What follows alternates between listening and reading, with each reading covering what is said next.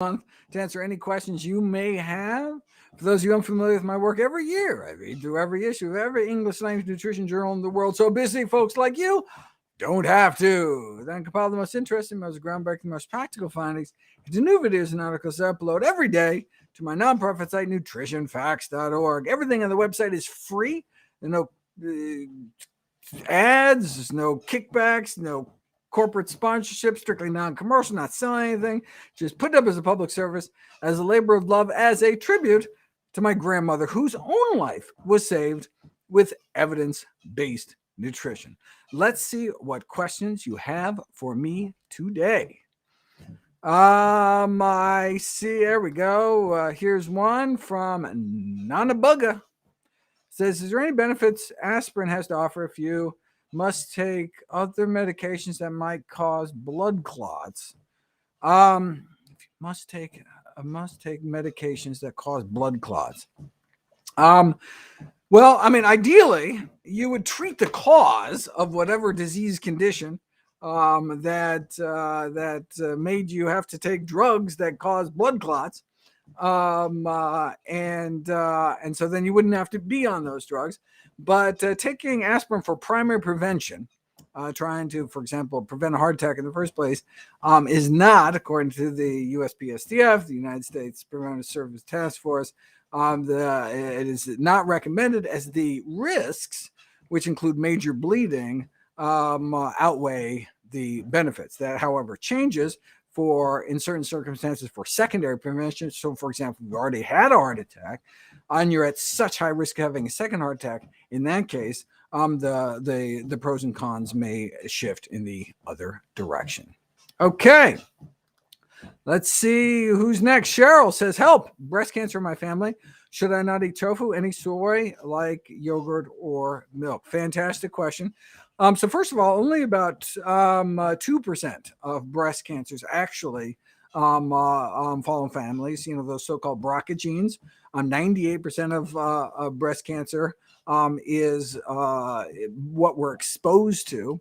And so just because it appears to come down the family, it may just be because there's similar lifestyles, diets and lifestyles run in families as well.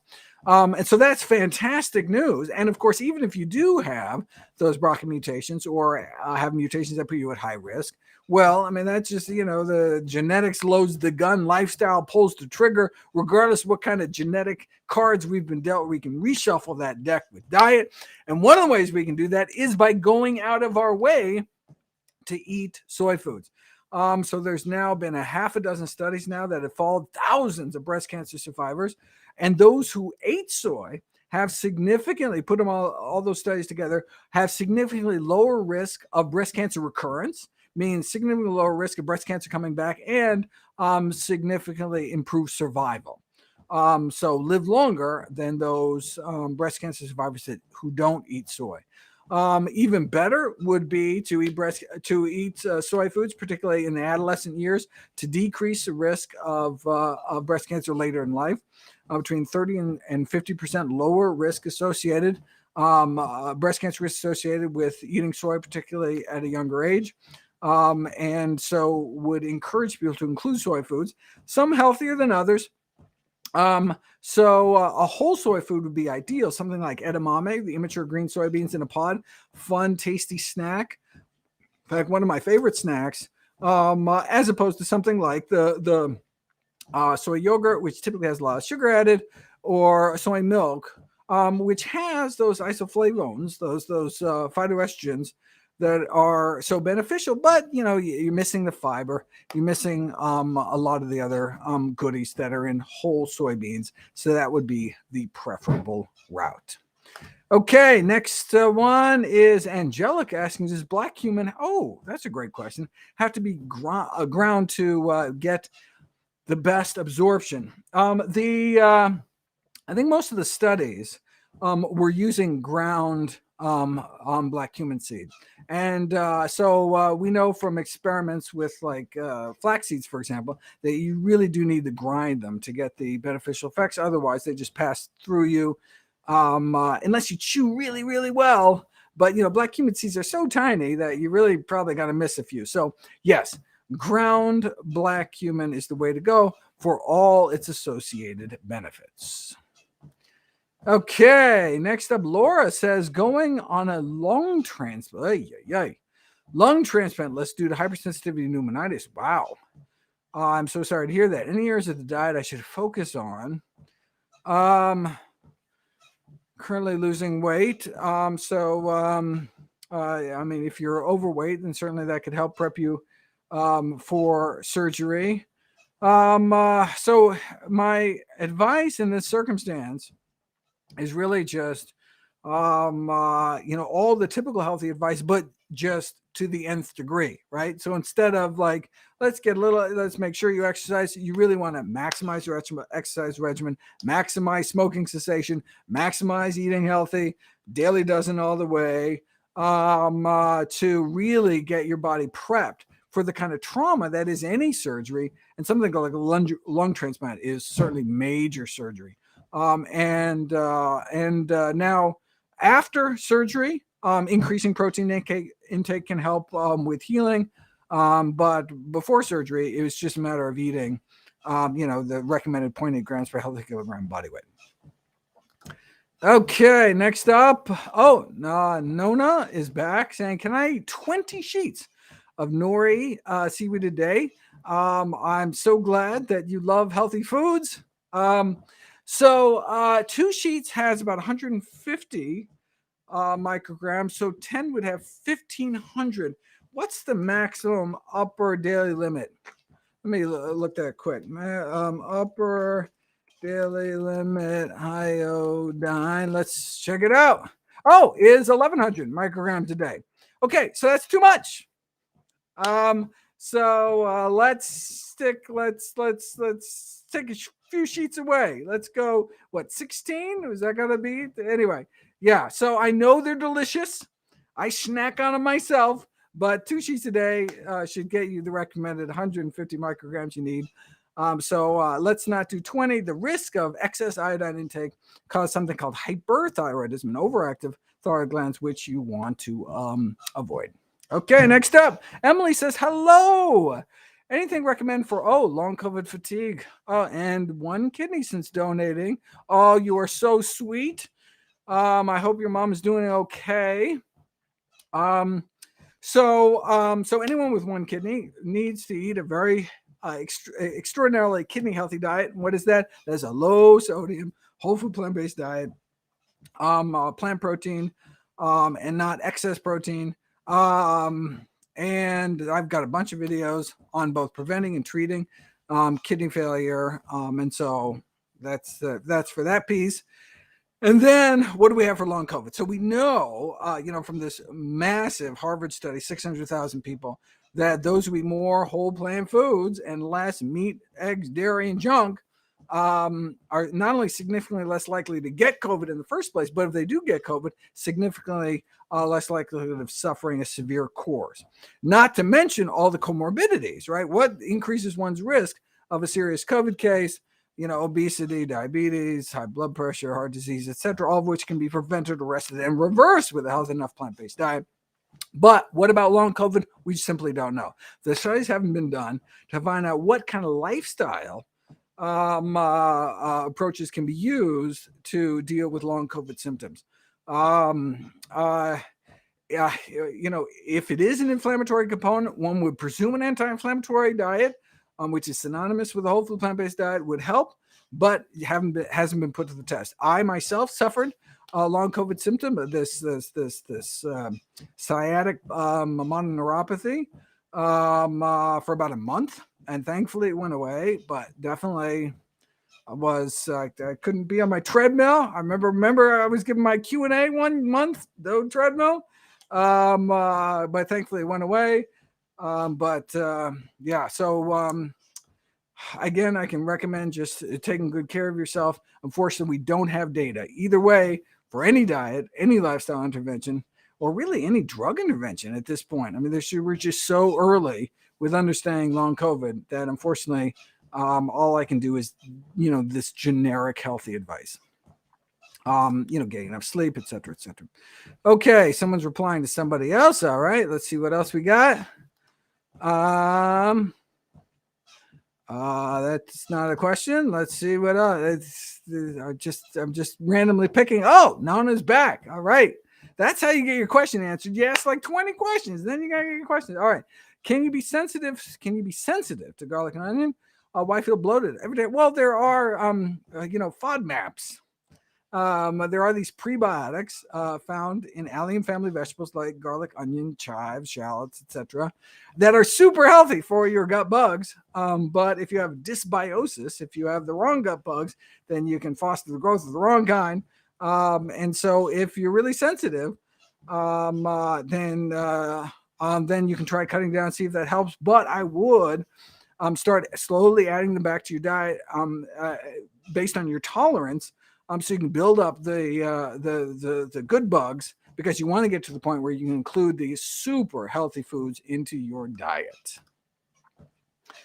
Okay, Heather says, can I touch more on supplements beyond the daily dose? And I drink a protein shake. Should I be wary of these, or are there certain ones I'd recommend? The one I use all plant-based from a company named Vega. I'm 53, take a multivitamin. Okay, you do not need to eat a protein shake.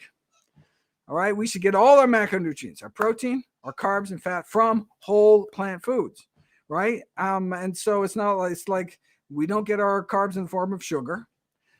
We don't get our fat in the forms of oil, and we don't get our protein in the form of powder, which is what these protein shakes are.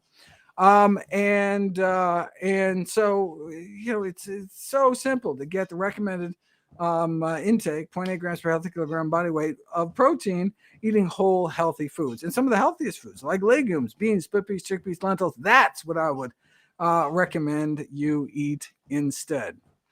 So I've got videos about multivitamins, and there's some people like alcoholics during pregnancy. There's some situations in which taking multivitamin is a good idea, and I talk about circumstances in my videos. But for most people, it is unnecessary. Of course, what you should be, the supplement I do recommend is vitamin B12.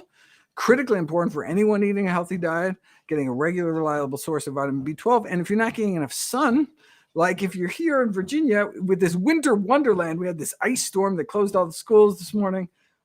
It's really pretty looking out the window. I would not like to be outside right now. But so I'm not getting my vitamin D today from sun.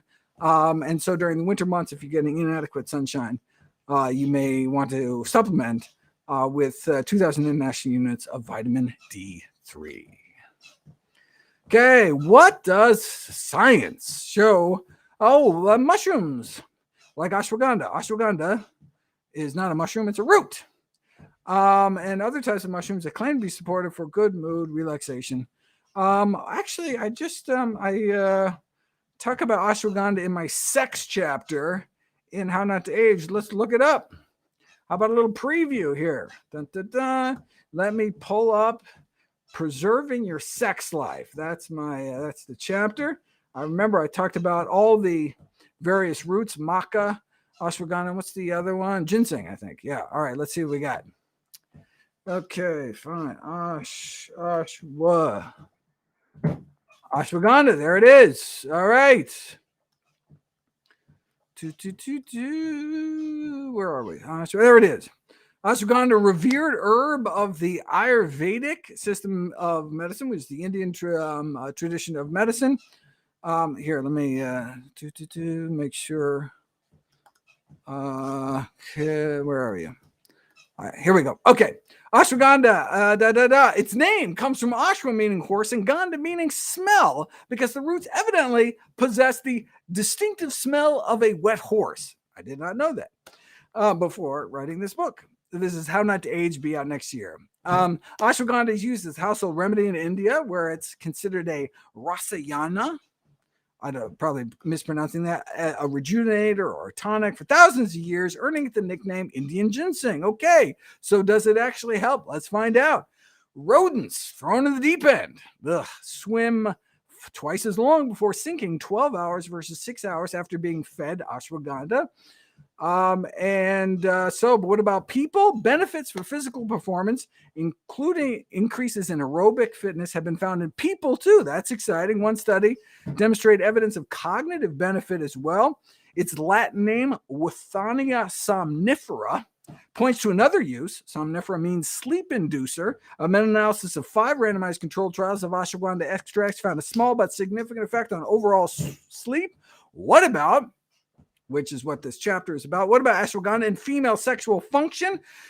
Women ages 21 through 50 were randomized to 2 months of the estimated equivalent of 3 grams of ashwagandha root powder, so it'd be about a teaspoon a day, did not have an increase in sexual desire, but did show improvements over placebo in arousal, lubrication, orgasm, and satisfaction, translating into an additional successful sexual encounter by the end of the study. And so how many? 2 months. 1 per 2 months. All right. Okay. What are the downsides? Ashwagandha belongs to the nightshade family, which includes some shady characters like tobacco and, well, deadly nightshade. There have been rare cases of ashwagandha-linked liver toxicity, though commercial herbal supplements are often mislabeled, so it's hard to definitively attribute certain cases, right? So just because someone has liver toxicity and they're taking something that says ashwagandha, who knows what's actually in the bottle. However, there have been several liver injury cases in which supplements have been tested and found to be contaminant-free. So it was actually ashwagandha, suggesting that ashwagandha-induced liver toxicity is a real phenomenon, even though it's rare. But what should we expect from a plant known by another nickname, poison gooseberry? So I don't recommend you take it. All right. Okay, next up. Sorry for the long explanation, but what a nice little sneak preview from a little blurb from How Not to Age. Okay, anyway. Often read that cancer feeds off sugar, asks Carola. Some people say whole fruit is like sugar for cancer cells. Do you recommend cutting down on fruit? For healthy people, is there too much fruit a day? That's fantastic questions. So I actually did a video talking on this very question. Cancer, like all cells, feeds off of sugar, but cancer can feed off of fat too. In fact, I talk about these ketone eating cancer cells.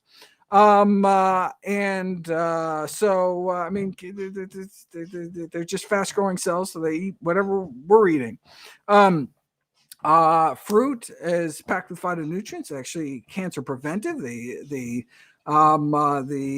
American Institute for Cancer Research, which is kind of like the kind of main body that talks about diet and cancer, recommends the same diet for cancer prevention as for cancer treatment. The same diet that prevents cancer can be used to treat it, to help treat it. And what's that cancer preventive diet? It is a diet centered around whole plant foods, specifically going out of the way to increase fruit and vegetable intake, whole grains, legumes, etc. Cut down on meat, and added sugars, etc. So, yes, I would cut down on added sugars, added salt, added fat, and stick to whole plant foods. Next question. Matthew says, do I believe SIBO is real? Wouldn't high fiber diets make it worse? Any new research? I have tons of new research. Just did a whole series of videos on SIBO, so check it out. I mean, it's kind of complicated. It's no easy, quick answer. So I encourage you to check out the video series. I think it's just 2-3 videos. Okay. Ramon, 70-year-old trying to avoid BPH and cancer by eating pumpkin seeds and oysters once a month. What do I think about that? All right, let's look at BPH. We want to go back to that's not in the sex chapter. That's in the bowel and bladder chapter, preserving your bowel and bladder function. Let's go there and see what we can say about BPH. BPH. I wonder if I talk about what if I talk about oysters? Let's see. Fine. Oysters. Do not talk about oysters in the BPH chapter, so presumably there's no research either way. But let's look about pumpkin seeds, shall we? All right. Flax seeds can be used to treat BPH. Men given the equivalent of 3 tablespoons of flax seeds a day experience relief comparable to that provided by a commonly prescribed drug such as Flomax or Proscar without the drug side effects. That's exciting. What about other seeds? So I think I talked about flax seeds in How Not to Die, and so I just do the quick little, all right, it works as well as the drug. Let's move on to see what other seeds. Pumpkin seeds, evidently known as a folk medicine treatment for prostate disorders for centuries. Petri dish can cut down the growth of BPH prostate cells in half. That's good. And we can reduce the size of rat prostates, but who cares unless you have a pet rat or something. What about people? Here we go. So pumpkin seed oil and oil-free pumpkin seed extract. So both the fat-soluble and non-fat-soluble supplements have appeared to help. One with comparable efficacy to the drug terazosin. Others didn't do as prazosin or tamsulosin, but also didn't cause drug side effects with names like retrograde ejaculation. Unfortunately, none of the head-to-head drug trials had a placebo arm. So it'd be nice to see how well the supplement does against placebo. And in an ideal world, we'd like to see a third group who's just given whole pumpkin seeds, not like some extract. And boom, dun, dun, dun, dun. A group of German researchers took up the mantle. More than 1,000 men were randomized to either pumpkin seed extract, a matching placebo, or just a tablespoon a day of plain pumpkin seeds. Let's see what happens. Dun, dun, dun, dun. The study was funded by the drug company that made the supplement, right? But the supplement totally flopped, reducing symptoms no better than the placebo. But guess what? Pumpkin seeds themselves worked. Supplement appeared to reduce symptoms, but not better than placebo, but the seeds did. The placebo was actually quite effective, offering clinical significant relief in 68% of men. Wow. But the pumpkin seeds, did the same for 83%. So that's exciting. Bottom line, the researchers suggest, quote, pumpkin seed could be recommended for BPH patients with mild to moderate symptoms, unquote. And the conclusion was echoed by the European equivalent of the FDA. Pumpkin seeds can be used for, quote, the relief of lower urinary tract symptoms related to enlarged prostate after more serious conditions have been excluded by a medical doctor, unquote. Bum, bum, bum, bum. So, yeah, I encourage you to take pumpkin seeds, and I got a whole bunch of other things you can do. I hope you enjoy that chapter. What do I think about avoiding sun exposure? Do you think if we avoid sun exposure and take vitamin D3 supplements, we lose any other positive essential benefits that the sun may offer? Well, it's certainly true that if you avoid sun exposure, you would avoid the benefits, but you also avoid the downsides, like skin cancer, as well as skin aging. I talk a lot about sun avoidance for skin aging. But the critical benefit that we know of is vitamin D, so we can offset that through supplementation. And the other benefits, like potentially the infrared and stuff, even though it does cause skin aging, might it have some other benefits? I talk about some really funky thing with CoQ10. I have a video about that, but they're really more theoretical. So we just have theoretical benefits versus actual very real risks. And so that's why I would encourage people to,